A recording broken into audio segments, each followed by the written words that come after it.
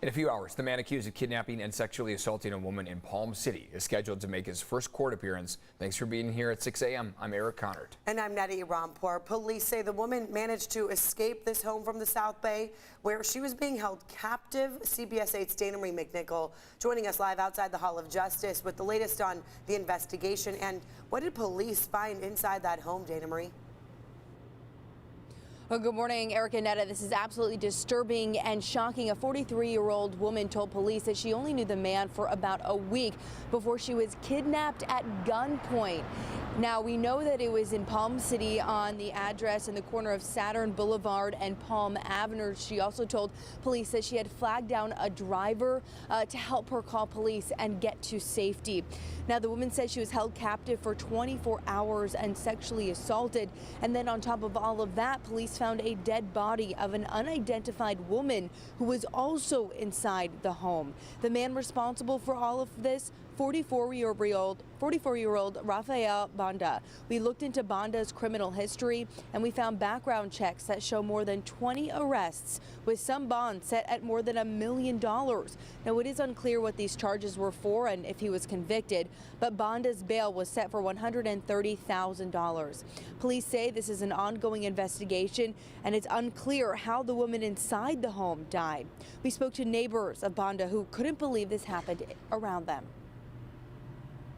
Scary. And scary. Super scary. Because we have kids, you know, we're single mothers, and it could have been anybody. It could have been anybody in there. Our neighbors are shocked just as we are, you know, and I don't know, I've heard people wanting to move already because of this, because it is a scary thing. And Banda was arrested and booked into San Diego County Jail. He has an arraignment scheduled for 1:30 this afternoon, where we should learn some more details led up to this horrifying crime of sexual assault and kidnap. I'm Dana Marie McNichol coming to you live from downtown San Diego. And now this morning, take a look at this right here. We want to show you part of this bluff. It's sitting on San Elijo State Beach. It all came crumbling down. It happened yesterday afternoon, right at the edge of the North Beach day use parking lot. So now, as you can imagine, several of these parking spots are roped off because of unstable bluff. You don't want to park near that. Witnesses telling first responders they did not see anybody close by when the slide happened. So the search for any victims was called off. They don't think anyone was stuck under or nearby there. And also in Encinitas, a new sinkhole causing traffic trouble. Take a look here. This is near El Camino Real and Villa Milena. The Sheriff's Department says it's about 3 feet wide and deep enough for cars to get stuck in. They've closed off a portion of the southbound lanes on El Camino Real until crews can repair this here. Let's take you to Vista now. At least a dozen seniors out of their homes this morning after a sinkhole there opened up in a street above them. The fire department says homes in the Green Valley Mobile Home Park shifted because the hillside behind it started to slide. The department says rushing water caused this. The street Sky Haven Lane is in Oceanside. Oceanside city officials are blaming this on a problem with a Vista irrigation water line. I did notice in the middle of the night having this sense of rushing water, and then yesterday I had no hot water in my water heater. Well, the fire department says residents may be able to return home in a week. Driveways they're buckling.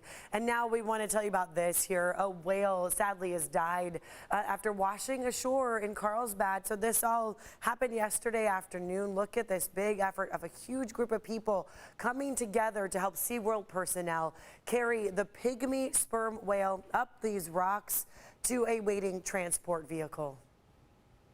The community coming together, we couldn't have done it without them. So you guys are SeaWorld rescuers in our hearts. Thank you.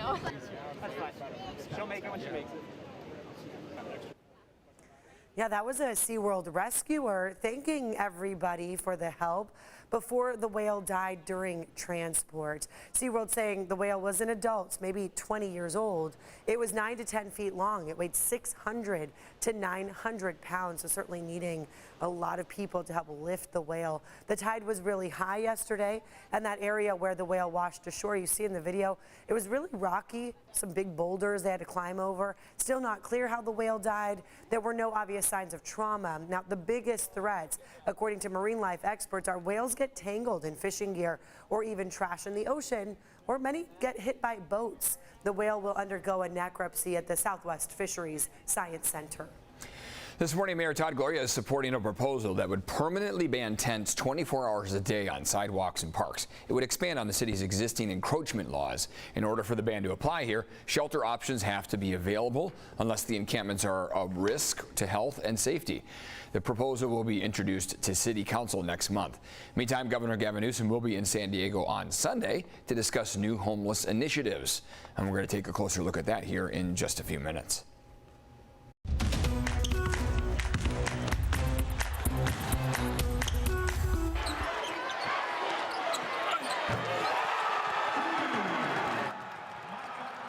Yes, more madness for San Diego State. The Aztecs will advance to the second round of the NCAA tournament. San Diego State, the number 5 seed in the South region, knocked off number 12 seed College of Charleston. I think it was a little closer than most Aztecs fans would hoped for. It was 63-57, and it was quite close at times. The Aztecs will take on the Furman Paladins tomorrow morning, which is the second time that I've ever said that school's name because I said it about a half hour ago. First time I've ever heard it because the Aztecs will now be playing them. Hopefully they take care of business and continue their advancing. Meantime, the number 15 Princeton Tigers are this year's early contenders to play Cinderella. They knocked out the number 2 seed Arizona Wildcats yesterday in the first round of March Madness. And of course, yours truly had Arizona going to the Final Four. So there's my bracket. It's gone. 3 of the 4 1 seeds won their matchups. The 4th, Purdue, will look to make it a clean sweep later today. You can watch several March Madness games here on CBS 8. Today's coverage begins at 9 a.m. for the game between my USC Trojans and Michigan State Spartans. Keep in mind, we do not have any midday or afternoon newscasts, but be sure to stay tuned for a special edition of CBS 8 News at 9 p.m.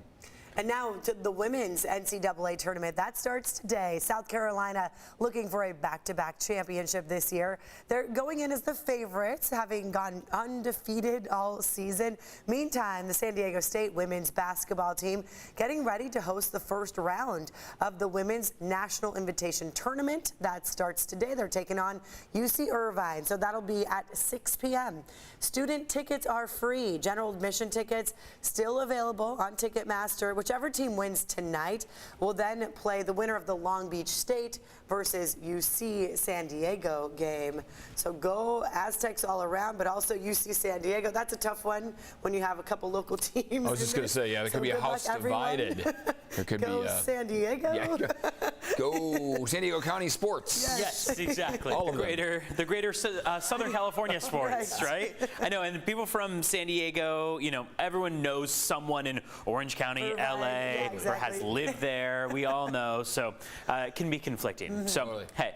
Let's just cheer for everyone. Yes, How about yes. that? Let's take a look outside. This is how we're starting off our Friday morning. Happy Friday, happy St. Patrick's Day. If you are going out for St. Patrick's Day or for March Madness, whatever activities you have planned for the rest of your day, keep in mind we are starting it off with dense cloud cover right along the immediate coastline. Those clouds are pushing onshore just a bit to kick off the morning. They're not too low down to the ground, so no fog to start off the day. But what we are going to be watching for is that by the afternoon, those clouds break apart and yield us a bit of sunshine. I mean, take a look at your afternoon highs.